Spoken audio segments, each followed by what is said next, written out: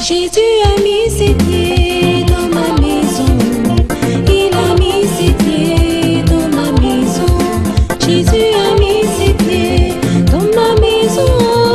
Il a mis ses pieds dans ma maison. Jésus a mis ses pieds dans ma maison. Il a mis ses pieds dans ma maison. Il a mis ses pieds.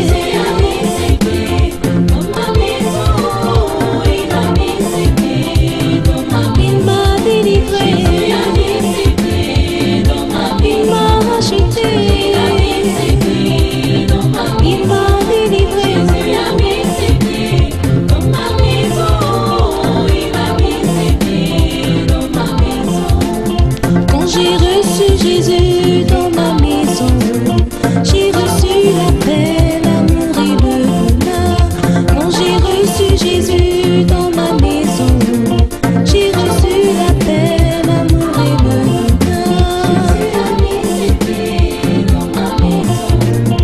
Il a mis ses pieds dans ma maison. Jésus a mis ses pieds dans ma maison. Donc tu dois accepter de perdre. Dis j'accepte de perdre, mon Dieu. J'accepte de perdre. Alléluia. Nous allons prendre Philippiens 3, 8. C'est l'apôtre Paul qui dit, et même je regarde toutes choses comme une perte, à cause de l'excellence de la connaissance de Jésus-Christ, mon Seigneur, pour qui j'ai renoncé à tout, et je regarde comme de la boue, afin de gagner Christ. Est-ce que tu peux regarder tes pieds comme de la boue?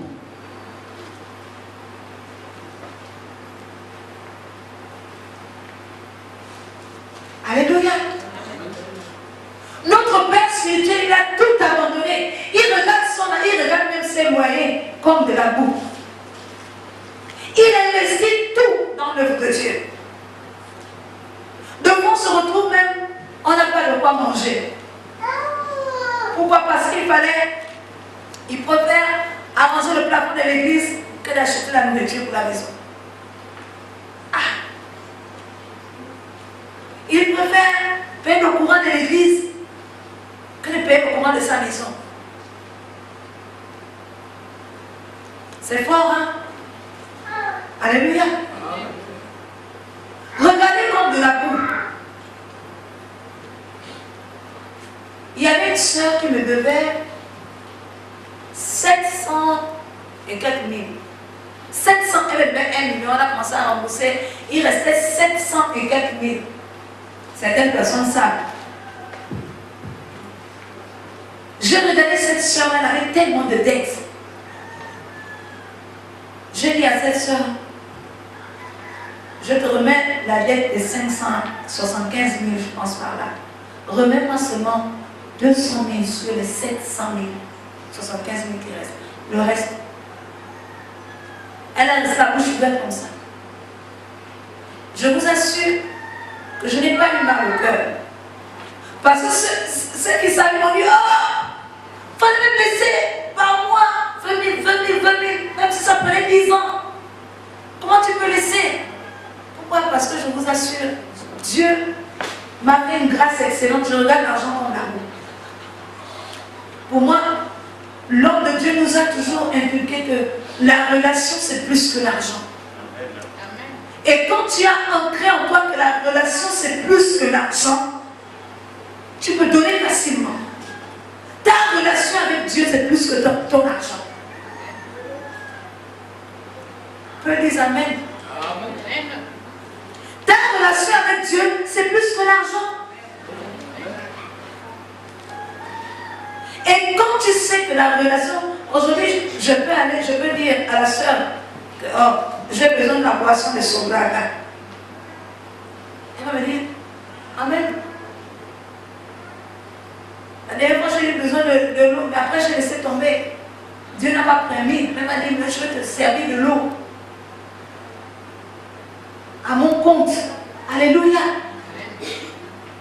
Pourquoi? Parce que si, comme j'ai annulé sa dette, elle me rend service par un autre, mais non pas, elle ne me rend pas service parce que j'ai annulé sa dette. Mais Dieu permet qu'elle puisse m'aider d'une autre façon. Ou bien une autre personne peut m'aider. Alléluia. C'est une autre personne qui m'aide aujourd'hui. Alléluia. Regardez le bien matériel comme de la boue. La relation, c'est plus que l'or et l'âge. Quand tu réalises que Dieu est plus que tout ce que tu possèdes, alors tu peux tout perdre. Alléluia. Amen. Soit, est-ce que tu es prêt à perdre ta vie?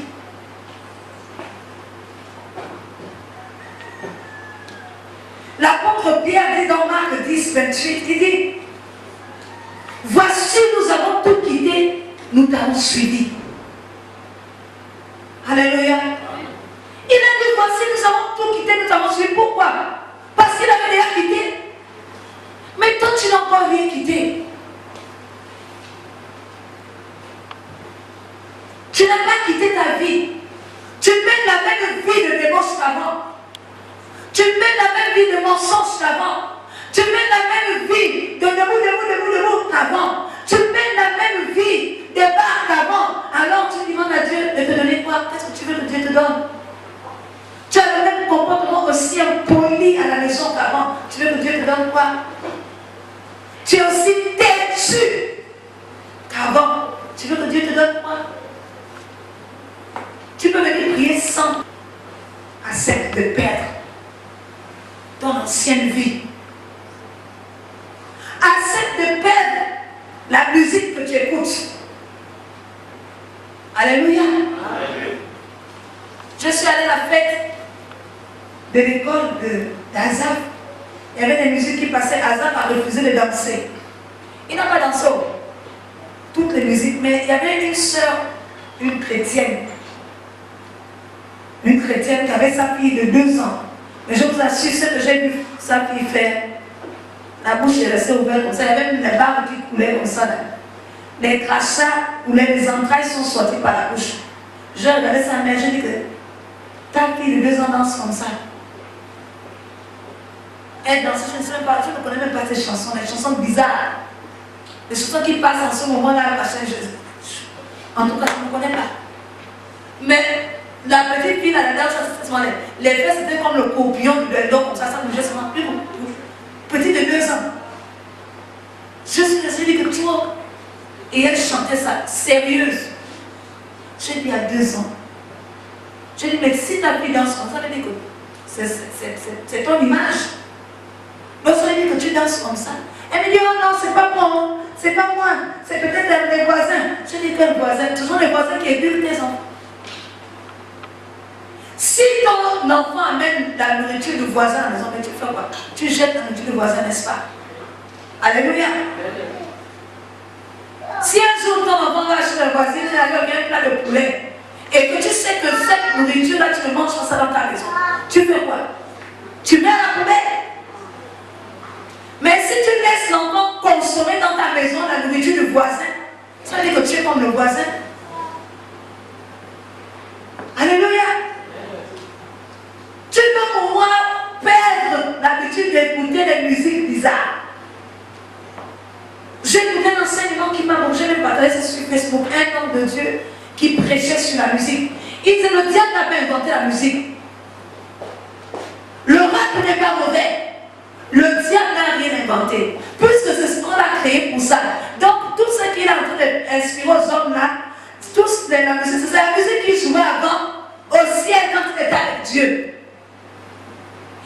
Dieu a dansé au son de la musique de Lucifer.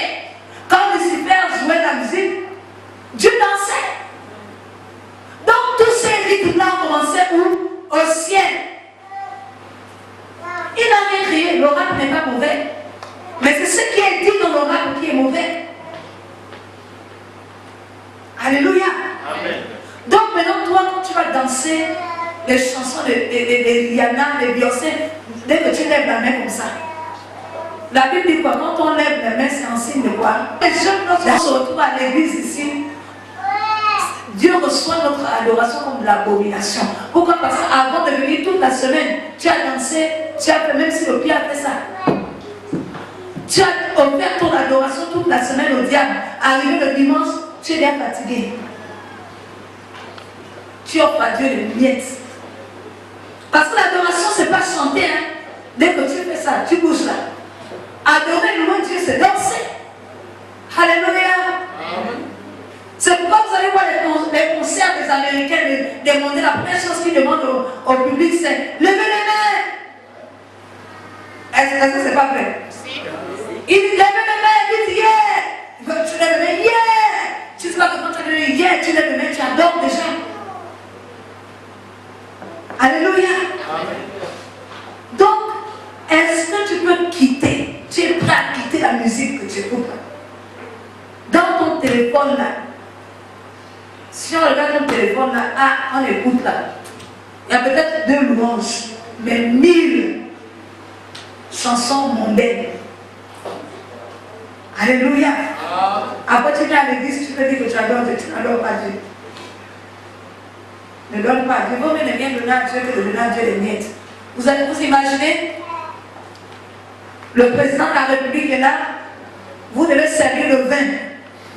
Mais vous servez d'abord le vin au Premier ministre avant de servir au président de la République. Ils sont sur la même table. Alléluia. Qu'est-ce que le président de la République va faire? Il va refuser. Il va refuser. Et même les gens vont vous regarder. Tu vas perdre ton travail. Un serveur qui fait ça automatiquement, il sait qu'il a déjà perdu son travail. Alléluia. C'est pourquoi beaucoup de chrétiens perdent leur place à l'église. Tu perds même ta place de bénédiction à l'église. Pourquoi? Parce que toute la semaine, tu n'as pas écouté la musique de Dieu.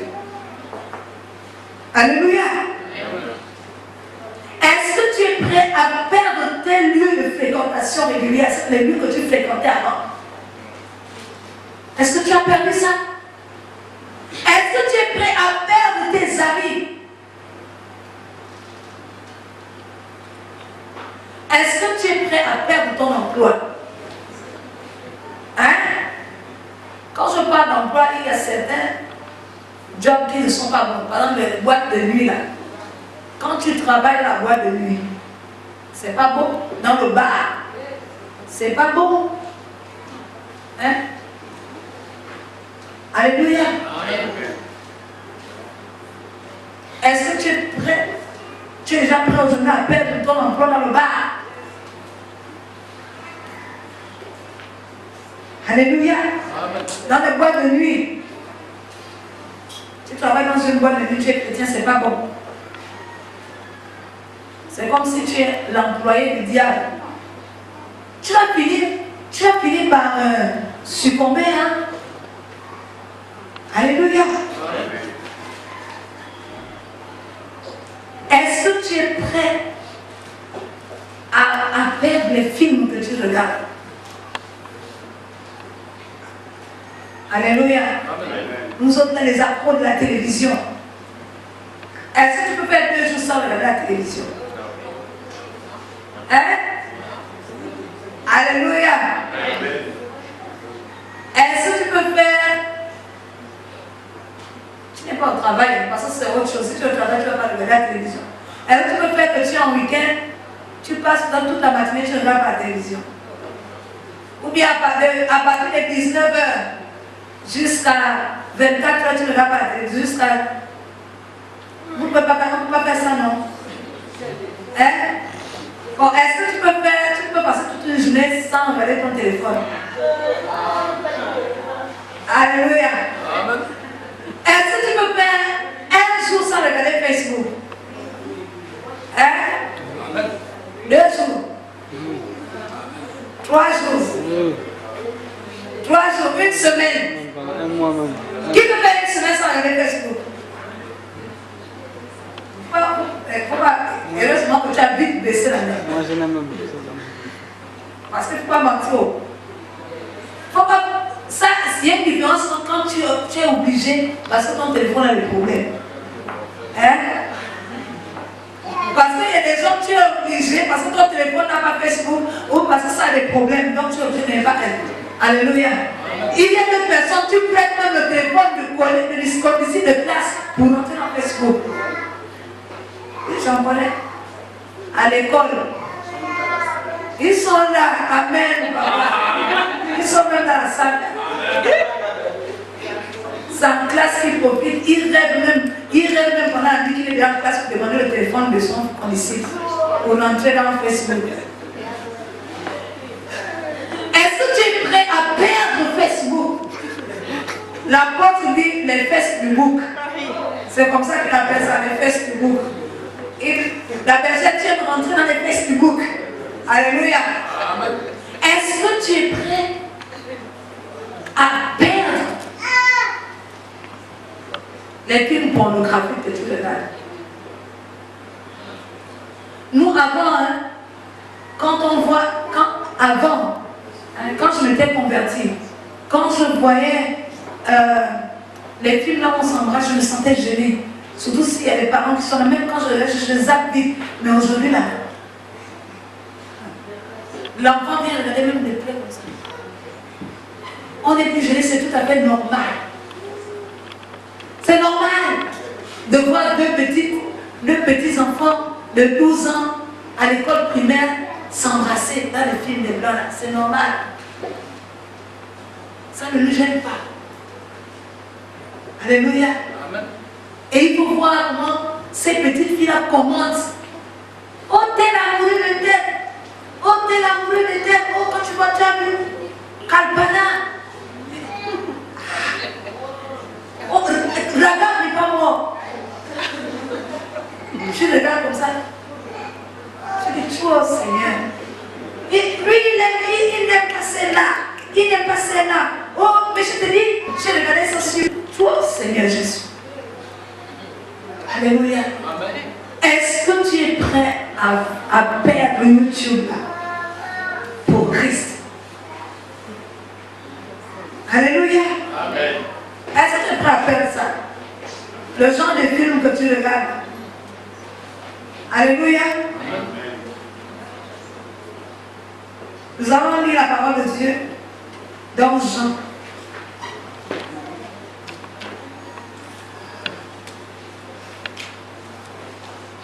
Dis, je dois tout perdre pour Christ.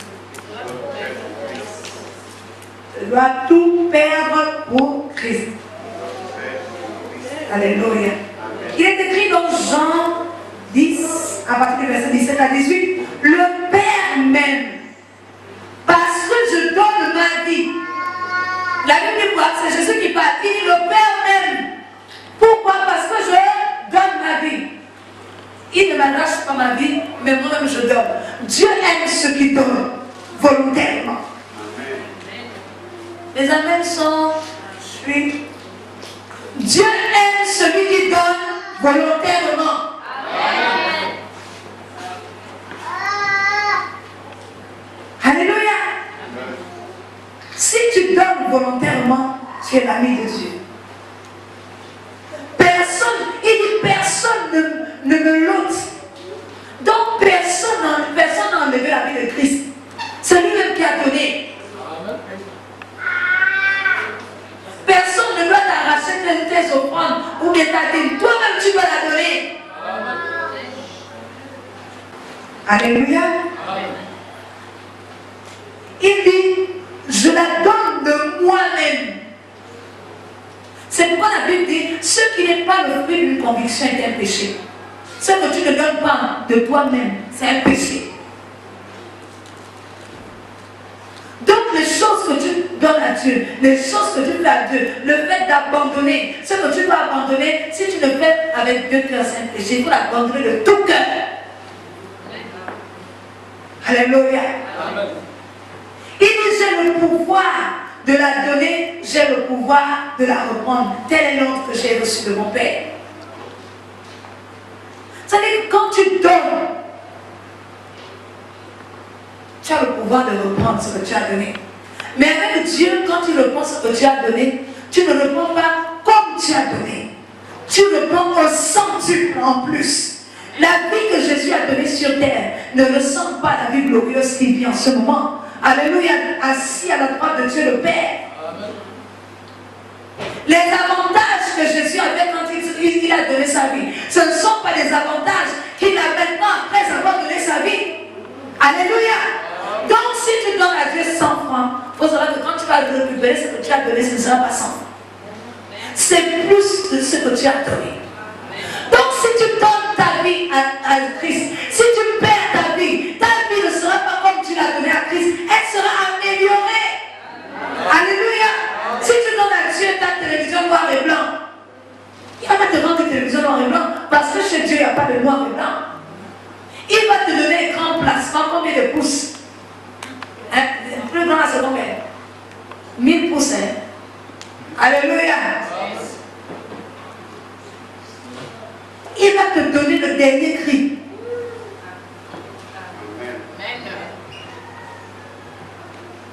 C'est pourquoi avec Dieu qui perd, garde. Tu perds un habit déchiré, il te donne un habit bien sans couture. Alléluia. Matthieu.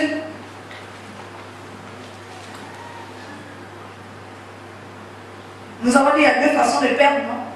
Que quand tu donnes toi. Aussi pour les hommes d'aujourd'hui, les pantalons tellement serrés.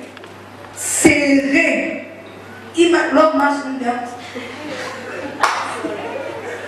Avec la veste comme ça. Des Robocop. Non, je vous assure, la mode d'aujourd'hui là, ils sont comme ça là. L'homme est là serré comme ça. Il passe comme ça. La veste, comme si c'était la veste de son petit frère. Et le pantalon même sauté comme le petit pêcheur. Un Tom Sawyer. Ils sont maintenant comme ça. C'est la mode de Tom Sawyer, ce pantalon sauté, serré. Alléluia. Amen. Mais un jour, frère, tu marches comme ça, bien déchiré. Mais si tu es prudent, tu portes frère Matas, viens d'abord. Viens, il a un pantalon juste. Son pantalon est bien. C'est bien, c'est pas serré, c'est bien. Est-ce que c'est pas bien? Alléluia. Amen.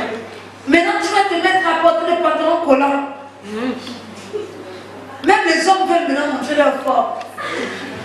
Tout le monde, les hommes font compétition maintenant de femmes. Tout le monde va qui est slimé. Ton mari collant, toi collant, coupe collant. Alléluia. Maintenant, on va voir le derrière qui pousse. C'est le mari ou la femme qui pousse.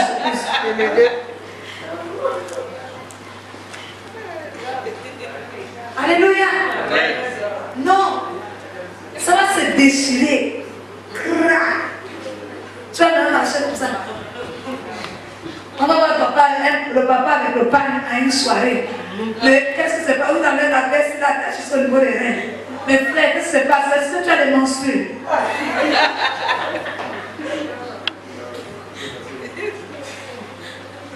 Habillons-nous correctement. Ce que tu portes ne doit pas te mettre mal à l'aise. Alléluia. Ça ne doit pas te mettre mal à l'aise. Quand tu es déjà mal à l'aise avec une tenue, ça veut dire que ce n'est pas normal. J'ai vu une fille, la robe était sur les fesses. Elle marche. Elle marche. Je dis, mais tu tires encore pourquoi? Laisse monter. Laisse monter. Pourquoi tu tires? Ça veut dire que ça te gêne quand ça monte.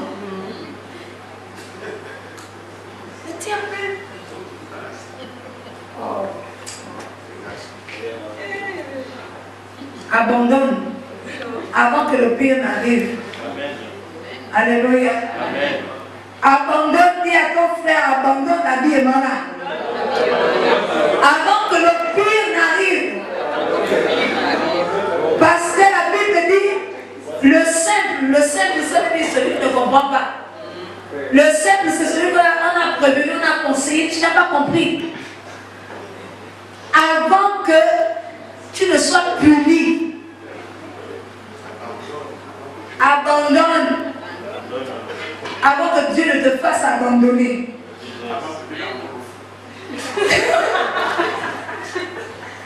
Alléluia. On acclame le Seigneur. La gloire est à Jésus.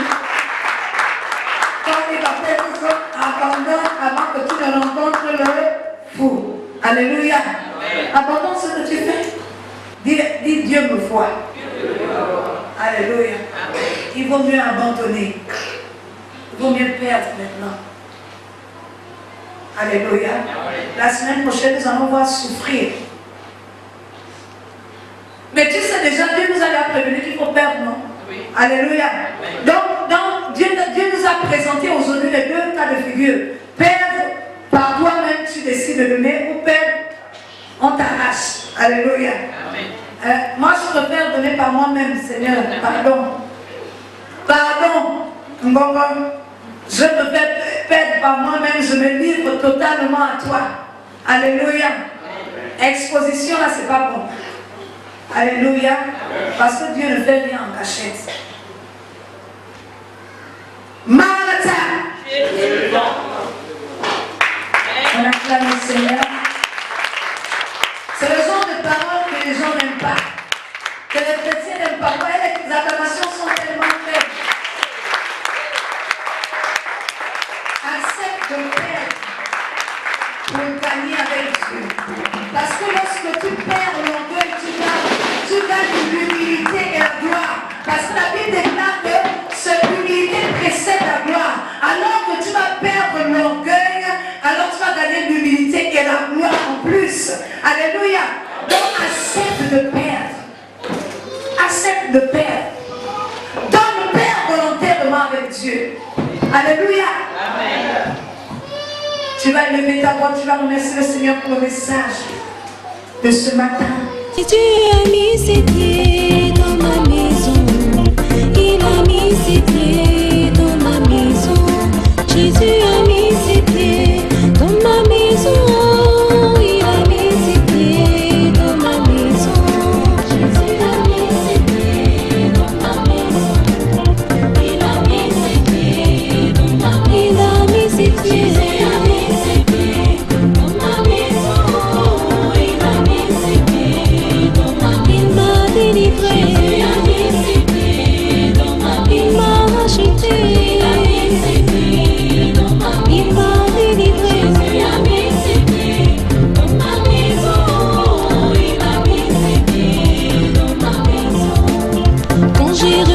Jésus dans ma maison, j'ai reçu la paix, l'amour et le bonheur.